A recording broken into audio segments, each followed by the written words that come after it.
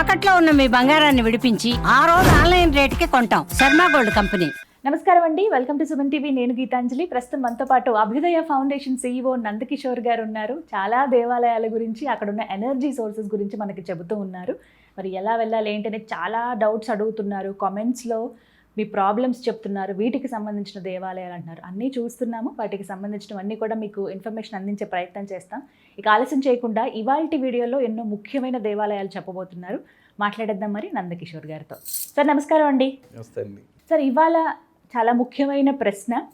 చాలామంది రిక్వెస్ట్ చేస్తూ ఉంటారు దేవాలయాల గురించి. మీరు రీసెర్చ్ చేసిన టెంపుల్స్లో కూడా వీటి గురించి ఉందని ఒక మాటలో అన్నారు.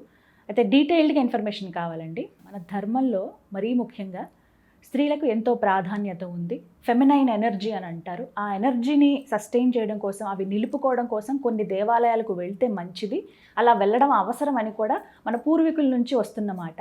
అలా ఏవైనా దేవాలయాలు ఒక యాత్రగా వెళ్ళటం కానీ, అసలు ఎందుకు వెళ్ళాలి, కాస్మిక్ ఎనర్జీ మహిళల పైన అసలు ఎలా పనిచేస్తుంది, ఎనర్జీ పాయింట్స్ ఎక్కడెక్కడ ఉంటాయి, వీటన్నింటి గురించి తెలుసుకోవాలనుకుంటున్నాను సార్. మరి మీ మాటల్లో. సో యాక్చువల్గా చూస్తే అంటే సృష్టిలో ఈ ఇద్దరిని కంపేర్ చేసుకుంటే స్త్రీకి ఎప్పుడు ఓట్లు ఎక్కువే అండి. ఎందుకంటే స్త్రీని స్త్రీగా కాదు, మన శాస్త్రం ఎంత గొప్పది అంటే వాళ్ళ ఒక శక్తి నిలయంగా చూసింది, ఒక శక్తి కేంద్రం అది.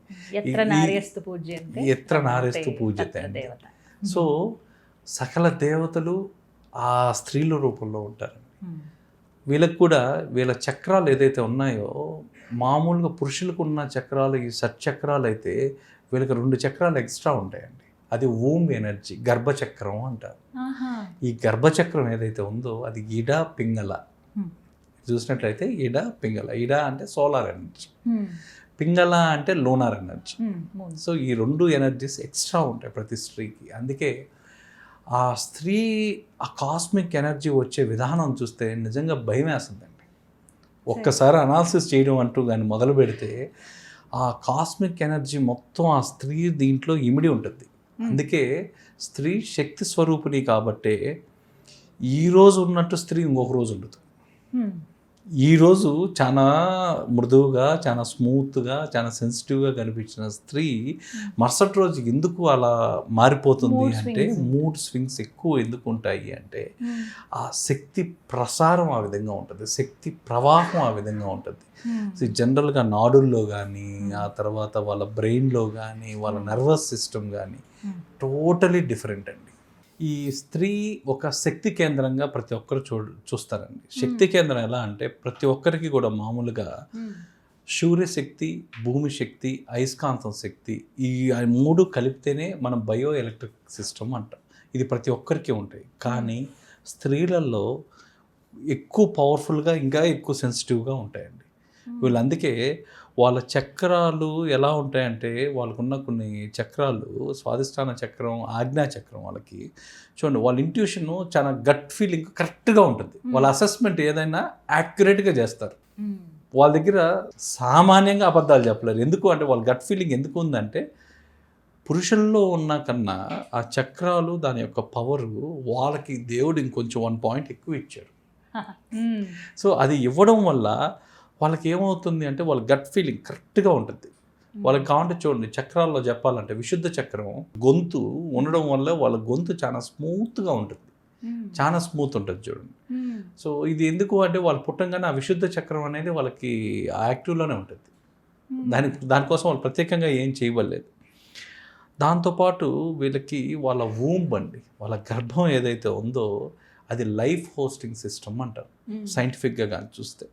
ఆ తర్వాత మహిళా శరీరం అనేది ఎలా నిర్మాణం చెందింది అంటే అది ఒక రిసీవరు అండ్ జనరేటర్ కూడా. సో ఆమె భావాలు ఎలా ఉంటాయి అంటే ఒక ఎనర్జీ వేవ్ లాగా ఉంటాయి, ఒక శబ్ద తరంగాలు లాగా ఉంటాయి. ఆమె మాట ఎట్టుంటుంది అంటే ఒక ఫ్రీక్వెన్సీ ఉంటుంది. ఆమె మాట్లాడేటప్పుడు మీరు కానీ చూస్తే లో పిచ్ అన్న మాట్లాడగలరు, ఏదైనా మాట్లాడగలరు, కానీ న్యూట్రలైజ్ అయితే చేస్తారు అవతల పక్క. సో ఆమె దృష్టి కూడా అండి, మామూలుగా మనం చూసే దృష్టికి స్త్రీల దృష్టి డిఫరెంట్గా ఉంటుంది. వాళ్ళది ఎలా ఉంటుంది అంటే ఒక పెనట్రేషన్ ఏ విధంగా ఉంటుంది అంటే వాళ్ళ చూపు పెనట్రేషన్ ఒక పవర్ బీమ్ లాగా ఉంటుంది. ఆ చూపులో ఉన్న ఇది ఎంత స్పెసిఫిక్గా ఉంటుంది అంటే అంత స్పెసిఫిక్గా ఉంటుంది. ఆ సూక్ష్మ దృష్టి, దానికి ఇంకో విధంగా చెప్పాలంటే వాళ్ళకి ఆ సూక్ష్మ దృష్టి కూడా యాదృచ్ఛికంగా వచ్చింది. అది వాళ్ళు ప్రాక్టీస్ చేస్తే రాలేదండి. ఇవన్నీ యాదృచ్ఛికంగా ప్రకృతి వాళ్ళకి ఇచ్చినవి. స్త్రీ రూపాల్లోనే మీకు దుర్గా అమ్మవారు, లక్ష్మీ అమ్మవారు, సరస్వతి అమ్మవారు, కొన్నిసార్లు అవసరం అయినప్పుడు కాళిక అమ్మవారు కూడా ఈ శక్తి రూపాలన్నీ కూడా మీకు దీంట్లో ఉంటాయన్నమాట. సో దీని గురించి కూడా మీకు ఋగ్వేదంలో కానీ దేవీ సూక్తంలో కానీ చాలా నీట్గా చెప్పబడి ఉందండి వీటి గురించి. సో వీళ్ళ 7 చక్రాలతో పాటు వీళ్ళకి స్వాధిష్టానంతో ఇంకొక వూంబ్ ఎనర్జీ, గర్భశక్తి అనేది ఎక్స్ట్రా చక్రం వీళ్ళకి. ఎందుకంటే సృష్టి వీళ్ళతోనే ఉంది కాబట్టి ఇంకొక ఎక్స్ట్రా చక్రం ఆల్రెడీ ఉందండి వాళ్ళకి. ఆ వూంబ్ స్పేస్నే అది ఒక శక్తి నిలయం, అది కూడా ఒక శక్తి నిలయం అన్నమాట. సో దాన్ని ఇంకా ఏం చెప్పాలంటే మీకు ఒక ఎనర్జీని స్టోర్ చేసుకునే ఒక ఛాంబర్ లాంటిది అది. వాళ్ళకి 2 అనాహత చక్రం వాళ్ళలో ఎక్కువ యాక్టివ్గా ఉండడం వల్ల వాళ్ళకి సెన్సిటివిటీ కూడా ఎక్కువ ఉంటుంది. మహిళల్లో సెన్సిటివిటీ ఎందుకు ఉంటుందంటే ఈ అనాహత చక్రం వల్లనే వాళ్ళకు ఉంటుంది అనమాట. సో దాంతోపాటు మీకు కింద చెప్పినట్టు పింగళ అండ్ పింగళ ఉంటుంది, పింగళ నాడి ఉంటుంది. ఈ పింగళ నాడి ఏంది సూర్యశక్తికి సంబంధించింది, సోలార్ ఎనర్జీ. ఆ తర్వాత ఏంది లూనార్ ఎనర్జీ. సో మహిళా శరీరం కూడా ఈ లూనార్ అలైన్మెంట్తో జరిగిందండి యాక్చువల్గా. సో ఇది జరగడం వల్లే వాళ్ళకి ఎక్కువ డీపర్ ఎమోషన్స్ ఉంటాయి, చాలా షార్ప్ ఇంట్యూషన్ ఉంటుంది వీళ్ళకి. ఎవరినైనా తీసుకోండి మహిళల్లో వాళ్ళ ఇంట్యూషన్ ఎలా వర్క్ చేస్తుంది అంటే దేనైనా ఇట్లే పసికట్టేయగలరు చాలా ఫాస్ట్గా, చాలా స్పీడ్గా, అసలు మన ఊహకి అందంది.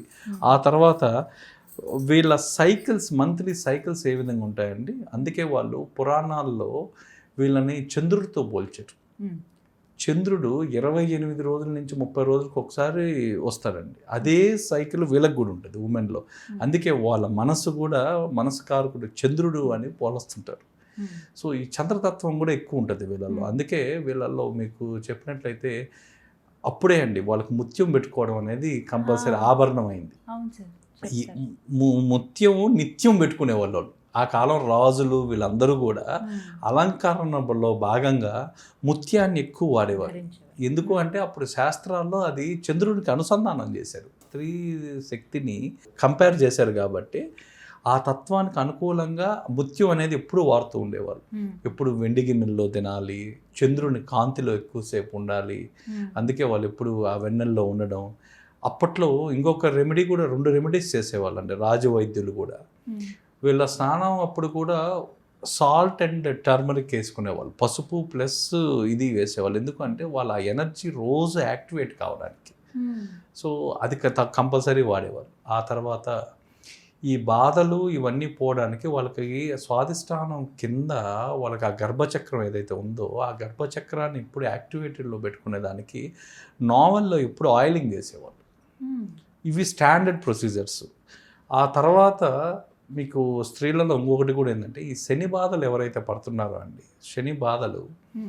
శని భగవంతుడి వల్ల కలిగే బాధలు కానీ, రాహు సంబంధితవి, చంద్రుడి సంబంధిత వ్యాధులు ఇవన్నీ ఉండే వాళ్ళకి ఒక హోమ్ రెమెడీ ఆ కాలాల్లో చెప్పారండి ఋషులు. వాళ్ళకి ఆయిలింగ్. ఈ నావల్లో ఆయిలింగ్ అనేది వాళ్ళు ఎంత పాటించేవాళ్ళు అంటే ప్రతి రాజవైద్యుడు దాన్ని చెప్పేవాళ్ళు. అది ఆస్ట్రో రెమెడీయే కాదు, వాళ్ళ హెల్త్కి కూడా రెమెడీ, ప్లస్ వాళ్ళ చక్రాలు కూడా యాక్టివేట్ అయ్యేదండి. సో ఇలాంటి యాక్టివేషన్ వాళ్ళలో ఉన్న ఎనర్జీ యాక్టివేషన్ చేయడానికి కూడా వాళ్ళు కొన్ని యాత్రలు కూడా పెట్టారు. యాత్రలు నారీ శక్తిని కనీసం వాళ్ళు రీఛార్జ్ చేసుకోవడానికి ఒక 6 monthsకి ఒకసారి లేదా అవసరమైనప్పుడు సంవత్సరానికి ఒకసారి అయినా పర్వాలేదండి. అంటే ఒక 3 రోజుల యాత్ర చేశారండి ఇది. ఈ 3 రోజుల యాత్రలో 7 దేవాలయాలు దర్శించాలి. ఏ దేవాలయం ఫస్ట్ డే మీరు మీ శక్తి యాక్టివేషన్ కావాలి అంటే ఏ దేవాలయానికి వెళ్ళాలి, రెండో రోజు మీలలో హీలింగ్ జరగాలంటే ఏ దేవాలయానికి వెళ్ళాలి, మూడోది మీరు సంపాదించుకుని స్టోరేజ్ చేసుకోవాలంటే దేనికి వెళ్ళాలి, ప్రతిదీ. సో ఈ 3 రోజుల్లో మీరు ఈ 7 దేవాలయాలు కానీ అంటే దాన్ని ఏమంటారంటే నారీ శక్తి యాత్ర అంటారు, అంటే స్త్రీ శక్తి యాత్ర అంటారు. ఈ స్త్రీ శక్తి యాత్ర అనేది పలానా రోజే చేయాలనేది కంపల్సరీ ఏం లేదండి. ఎవరికి అవకాశం ఉంటే ఎవరికి వీలైనప్పుడు ఆ 3 రోజులు వాళ్ళు ప్లాన్ చేసి వెళ్ళడం వల్ల వాళ్ళ శక్తిని వాళ్ళే యాక్టివేట్ చేస్తారు. ఇది కేవలం మహిళలకు మాత్రమే అండి, ఇది ప్రత్యేకం. Thank you sir.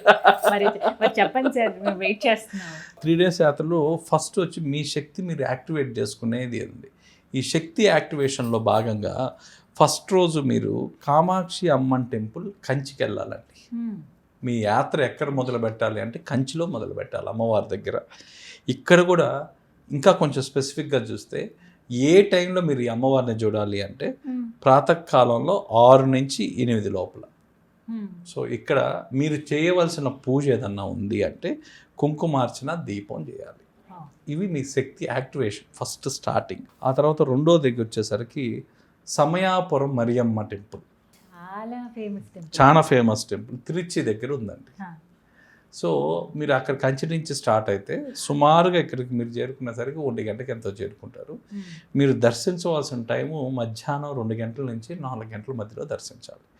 ఇక్కడ నిమ్మకాయ దీపాలు పెట్టడం చాలా విశేషం అమ్మవారి దగ్గర. సో ఇక్కడ వచ్చి మీరు నిమ్మకాయ దీపాలు వెలిగించాలి, దాంతోపాటు ఒక అర్చన కూడా చేయాలి. సో ఆ తర్వాత మూడోది అదే రోజు మదురైలో ఉన్న మీనాక్షి అమ్మవారిని చూడాలి. సో అక్కడ సుమారుగా మీరు వెళ్ళే సాయంత్రం అవుతుంది. సో సాయంత్రం పూట 7 నుంచి 9 మధ్యలో దర్శనం చేసుకుంటే చాలా అమ్మవారు. ఇక్కడ వీలైతే అవకాశం ఉంటే కుంకుమార్చన, లలిత సహస్రనామం చేస్తే మంచిది. కానీ ఇక్కడ మీరు చేయవలసిన పరిహారం ఏదంటే రాత్రి అక్కడ స్టే చేయడం.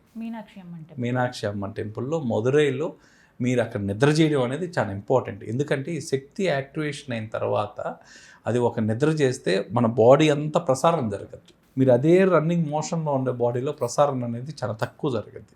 మీరు నిద్రావస్థలో మీరు ఏదైతే శక్తి అయితే తీసుకున్నారో అది మొత్తం ప్రసరణ జరుగుతుంది.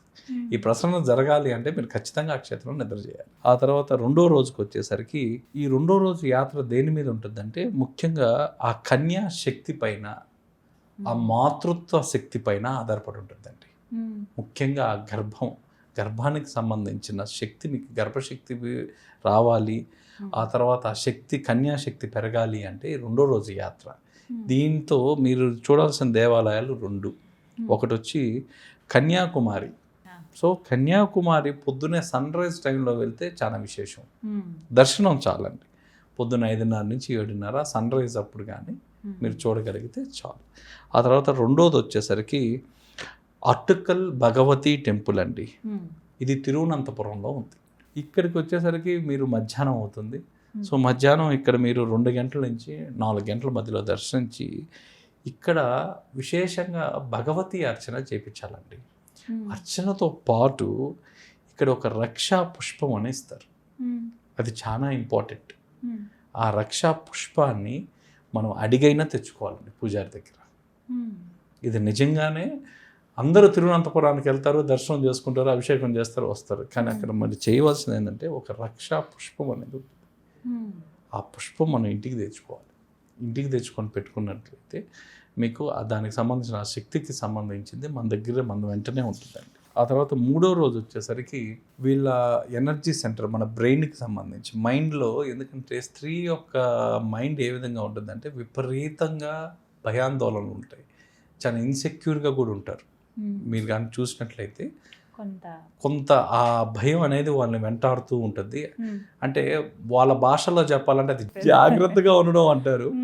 కానీ మనం అనాలిసిస్ చేస్తే అది ఒక భయాన్ని ఇచ్చే సెంటర్ బ్రెయిన్లో. అది హీలింగ్ కావాలన్నా, వాళ్ళల్లో ఆ జ్ఞాన జ్యోతి వెలగాలన్నా ఈ లాస్ట్ 3 రోజుల టెంపుల్స్ ఇంపార్టెంట్ అండి. ఆ 3లోకి వచ్చేసరికి ఫస్ట్ది వచ్చేసరికి చోటా నెక్కరి దేవి టెంపుల్, ఎర్నాకుళం. ఇక్కడ మీరు పొద్దున 6:30 నుంచి 8 లోపల. ఇక్కడ ఫేమస్ ఏంటంటే గుర్తి పూజ అని చేస్తారు. ఈ గుర్తి పూజ మీకు మెడికల్గా బెనిఫిట్ కూడా ఏంటంటే మోకాళ్ళ నొప్పులు, ఇలాంటి సమస్యలు, మోకాళ్ళ సమస్యలు ఉండేవాళ్ళు, ఆ తర్వాత నాకేదో చెడ్డ చేసేసారని ఒక భావనతో ఉండేవాళ్ళు, వాళ్ళు చెడ్డ చేశారు, వీళ్ళే చెడ్డ చేశారు, నా ఏదో ప్రయోగం చేశారు, నా మీద ఒక విష ప్రయోగం చేశారు, ఇలాంటి వాళ్ళందరికీ కూడా ఈ గుర్తి పూజలో నివారణ జరుగుతుందండి. గుర్తి పూజ అని చేస్తారు. ఆ గుర్తి పూజ ప్లస్ వీలైతే అర్చన. రెండో టెంపుల్ వచ్చేసరికి లాస్ట్లో మూగాంబిక టెంపుల్. మీకు ఇంతకుముందు చెప్పినట్లుగా మూగాంబిక టెంపుల్ అమ్మవారి ముక్కు పుడక ఏదైతే ఉంటుందో, సో ఆ ముక్కు పుడకను చూడాలి అంటారు. సో మీరు అక్కడికి వెళ్ళేసి సాయంత్రం అక్కడ పూజ విద్యాశక్తి అర్చన అని చేస్తారండి ఆ మూగాంబిక దగ్గర. మూగాంబిక గారు చూసేసి మీరు ఆ రోజు రాత్రి అక్కడ నిద్ర చేస్తే మంచిది. నిద్ర చెయ్యాలి, నిద్ర చేస్తే మంచిది కాదు, నిద్ర చేయాలి మీరు. అక్కడితో మీ యాత్ర ముగుస్తుందండి. ఇలా ఎన్ని రోజులు సార్ ఇవి? 3 days. 3 days 7 temples. సో వీటికి నిద్ర చేయడం కూడా చాలా ఇంపార్టెంట్. సో నిద్ర చేయడం అనేది వెరీ ఇంపార్టెంట్. ఈ 3 రోజులు మీరు నిద్ర చేసేసి ఆ నిద్ర కంప్లీట్ అయిన తర్వాత మీరు నెక్స్ట్ ఇంకో క్షేత్రానికి వెళ్ళాలి. ఒకసారి వరుసగా చెప్పండి సార్. ఫస్ట్ కామాక్షి అమ్మవారి,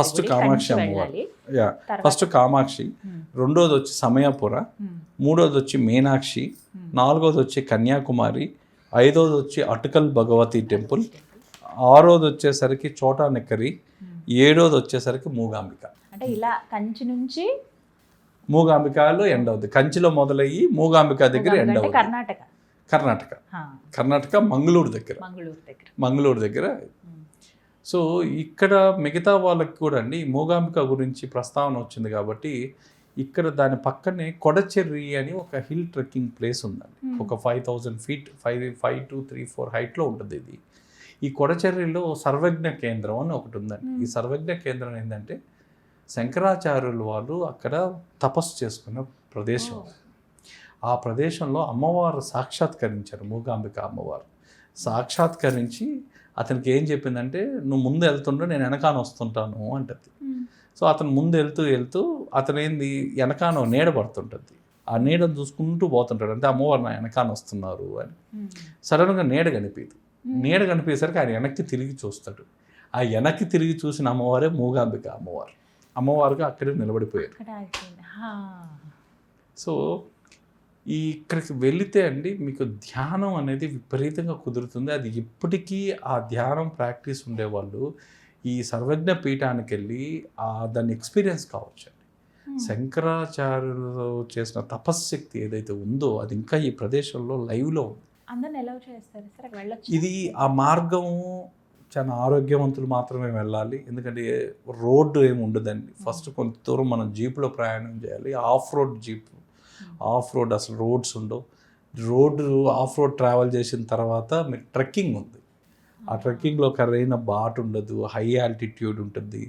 సో కొంచెం వ్యయ ప్రయాసాలు బడి కానీ తీసుకెళ్తే మనం కానీ పోగలిగితే మాత్రం నిజంగా అద్భుతమైన యాత్ర అండి. నిజంగా అద్భుతం. కొంచెం రిస్క్ ఉన్న పీఠం. సో దీంట్లో అందుకే అండి మేము ఇప్పుడు మా ఆలయాల రీసెర్చ్ వీటిలన్నింటిలో కూడా మేము చెప్పే పాయింట్ ఏం చెప్తున్నాం అంటే, ప్రతిరోజు ప్రతి ఒక్కరూ దేవాలయానికి వెళ్ళాలి. ఎందుకు వెళ్ళాలి అంటే అది ఒక శక్తి నిలయం. అది దేవాలయం అనేది ఒక ఎనర్జీ సెంటరు. మనలో ఉన్న ఎనర్జీస్ ఏవైతే ఉన్నాయో 72,000 నాడులు, 108 ఎనర్జీ పాయింట్స్, చక్రాలు, ఇవన్నీ యాక్టివేషన్ చేసుకోవాలి. ఇవి యాక్టివేషన్లో ఉన్నంతసేపు మీకు అనారోగ్యాలు కానీ మిగతా అదర్ ప్రాబ్లమ్స్ ఏవీ రావండి.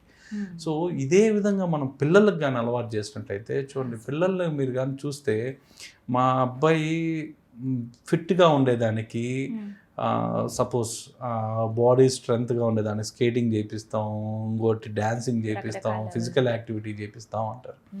మనకు కావాల్సిన మజిల్ పవర్ కాదండి, మైండ్ పవర్ పెంచడానికి మీరు ఏం చేస్తున్నారు, ఇది ఇంపార్టెంట్. ఎందుకు అంటే మనం పిల్లలకు అనగనగా కానీ వాళ్ళ రాతలు కాదు. సో మనం 24 గంటలు మనం ఉండి వాళ్ళని ప్రొటెక్ట్ చేస్తాం అనే దానికి నో గ్యారంటీ. మన లైఫ్లో మనకే గ్యారంటీ కాదు. సో వాళ్ళకి సెల్ఫ్ డిఫెన్స్ అనేది ఏదో ఎగ్జామ్కి ప్రిపేర్ అయ్యేది కాదండి. జీవితం పెట్టే పరీక్షలో వాడు పాస్ కావాలి. ఆ సిచ్యువేషన్స్కి వాడు నిలబడాలి. ఆ సిచ్యువేషన్స్కి వాడు నిలబడాలి అంటే ఖచ్చితంగా ప్రతి ఒక్క పేరెంట్ ఆలోచించాల్సిన విషయం ఏంటంటే, వాళ్ళలో ఉన్న ఎనర్జీ పాయింట్స్ ఎలా యాక్టివేట్ చేయాలి, వాళ్ళలో ఉన్న మైండ్ పవర్ ఏ విధంగా పెంచాలి. అకాడమిక్గా కాదండి, జీవితంలో జరిగే సిచ్యువేషన్స్ని రేపు వాడు హ్యాండిల్ చేయాలి అంటే ఎలా. ఇప్పుడు ఆ సిచ్యువేషన్ హ్యాండిల్ చేయలేకపోయిన వాళ్ళు ఏమంటారు, డ్రగ్స్కి బానిసలు అవుతున్నారు, డ్రింక్స్కి బానిసలు అవుతున్నారు, లాస్ట్కి కన్న పేరెంట్స్కి వృద్ధాశ్రమాలే గతి అవుతున్నాయి. సో ఇవన్నీ రావాలి అంటే వాళ్ళు ఉన్న సిస్టమ్ ఎప్పుడు యాక్టివేషన్లో ఉండాలి. వాళ్ళ ఎనర్జీ ఎలా యాక్టివేషన్లో ఉంటుంది? మనకి ఎప్పుడో ప్రాచీన కాలంలో చెప్పినట్టు రెజోనెన్స్ హీలింగ్ ఒక్కటే మార్గం. రెజోనెన్స్ ఏంది? శబ్ద తరంగాలు. ఆ శబ్ద తరంగాలు గుళ్ళల్లో మనకు ఆ శబ్ద తరంగాలు వస్తాయి. ఆ శబ్ద తరంగాలు మనలో ఎన్నో వాటిని హీల్ చేస్తున్నాయి, చాలా వాటిని యాక్టివేట్ చేస్తున్నాయి, హీల్ చేస్తున్నాయి. అదేవిధంగా ఇక్కడ పిల్లలకు వచ్చేసరికి ఈ పిల్లలకి ఎప్పుడైతే ఆ మంత్ర ఉచ్చారణ జరుగుతుందో ఆ మంత్రాలు చదవడం వల్ల విష్ణు సహస్రనామం కానీ లలితా సహస్రనామం కానీ 7వ సంవత్సరం నుంచి అండి వాళ్ళకి మంత్రాలు అనేవి కానీ అలవాటు చేయగలిగితే, మనకేం వాళ్ళ మంత్రాలకు భావాలు చదవబడలేదు, వాటి అర్థాలు నేర్చుకోబడలేదండి, వాటి ఉచ్చారణ చాలు. ఎప్పుడైతే మంత్ర ఉచ్చారణ జరుగుతుందో ఆ శబ్ద తరంగాలు వాళ్ళ శరీరంలోకి వెళ్తాయి, వాళ్ళ శరీరంలోకి వెళ్ళి వాళ్ళని యాక్టివేట్ చేస్తాయి. సో వీటి కోసం మనం ఇప్పుడు అన్నీ మన ఇంటి వద్దకే వచ్చేసాయి. ట్యూషన్ మాస్టర్ని ఇంటికి పిలిపించుకుంటాం. ఇదేదో ఈ మంత్రాలు పురోహితులను వేదం చెప్పే వాళ్ళని ప్రతిరోజు ఇంటికి పిలిపించి ఒక 20 నిమిషాలండి ప్రతిరోజు ఒక 20 నిమిషాలు వాళ్ళకి ఏదో రామ శ్లోకాలు చదివిపించడమో పద్యాలు చెప్పియడమో ఇవన్నీ ఏమవుతాయంటే సైంటిఫిక్గా వాళ్ళలో ఇన్నర్ హీలింగ్ అనేది స్టార్ట్ అవుతుందండి. ఆటో హీలింగ్ అనేది స్టార్ట్ అవుతుంది. వాడు యాక్టివ్లో ఉంటారు. ఇది ఈ క్రమేపీ 7వ సంవత్సరం నుంచి చేస్తే కానీ వాడు 19-20 సంవత్సరాలు వచ్చేసరికి వాడు మైండ్ పవరు ఎక్సలెంట్గా ఉంటుంది. వాడు అకాడమిక్స్కే కాదు, వాడు అన్నిటికీ వాడు ఒక వ్యారియర్గా తయారవుతాడు.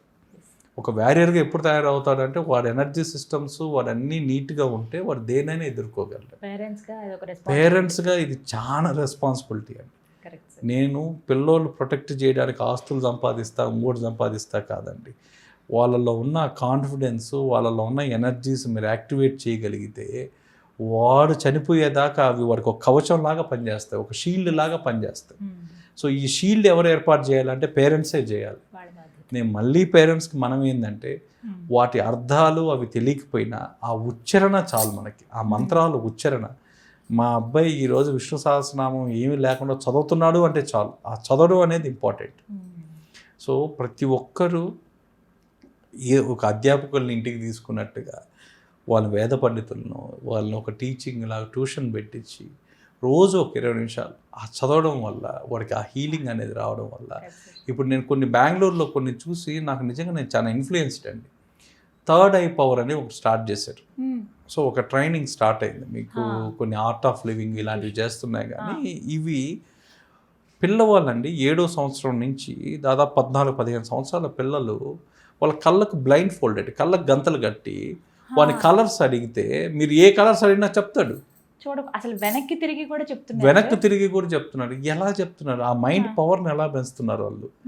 సో ఇలాంటి వాటి మీద మీరు దృష్టి పెట్టగలిగితే వాడు మైండ్ యాక్యురసీని ఇంకా పెంచిన వాళ్ళు అవుతారు. వాడు అకాడమిక్స్లో ఉపయోగపడద్ది, అన్నిట్లో ఉపయోగపడద్ది. వాళ్ళు దాదాపుగా అంటే ప్రతి నెల 10,000 మందిని ట్రైన్ చేస్తున్నారు బెంగళూరులో ఒక సంస్థలో. వాళ్ళు ఆన్లైన్లో చేస్తున్నారు, ఆన్లైన్లో దానికి కూడా అందరూ చేరుతున్నారు. సో ఎందుకు అంటే వాళ్ళ మైండ్ వాళ్ళకు కూడా ఎంత అద్భుతంగా తెలుస్తుందంటే మీరు బ్లైండ్ ఫోల్డ్ చేసి మీరు ఏం పెట్టుకున్నా వాడు చెప్తాడు, మీ చేతిలో ఏది ఉన్నా వాళ్ళు చెప్పగలరు. సో ఇవన్నీ ఈ రెజోనెన్స్ హీలింగ్, ఈ హీలింగ్ వల్లనే మీకు డెవలప్ అవుతాయి.